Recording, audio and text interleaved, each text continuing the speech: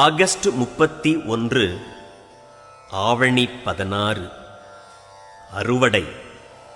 சிவலோகம் என்னும் நன்னிலத்திலே பேரானந்தம் என்னும் அறுவடையை நான் நன்கு செய்வேனாக.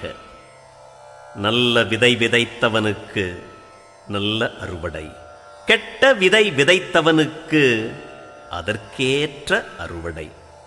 எத்தகைய வினையை ஒருவன் விதைக்கிறானோ அத்தகைய அறுவடை அவனுக்கு உரியது. பெருவாழ்வு என்னும் விதை விதைப்பவன் பேராளன் ஆகிறான். இந்திரிய வயம் மயங்கி இறப்பதற்கே காரணமாய்